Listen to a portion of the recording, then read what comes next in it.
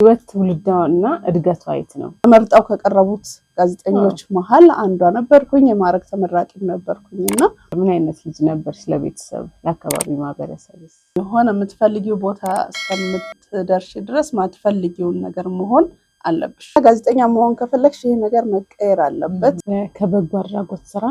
ወደ ኢቨንት ኦርጋናይዘርነት ስትመጪ ከበደሽ ነገር ነበር ቻሌንጆች ነበሩ ድጋፍ ለማድረግ በማለት ነው ይሄዳል ሄዶ ግን አልቆየምና ያው ተሰዋልኩ ማለት ነው በሱባኤ ነበር ወደ ጋዜጠኝነት ሙያ እንዴት ገባሽ ሻሚታ የሚባል መጠጥ ታውቂያለሽ ስፖርተኞች የሚጠጡት እሱን መሸጥ ጀመርኩ ማለት ነው እዚህ ከሩጫው ሁሉ እረፍት ስትይ ምንድነው የሚያስናናሽ አፈርም ቢሆን ሸጣለሁ ብዬ ነው የወጣሁት እሁድ 4 ሰዓት ላይ ይሄን ፕሮግራም እንድትከታተሉ ጋብዛለሁ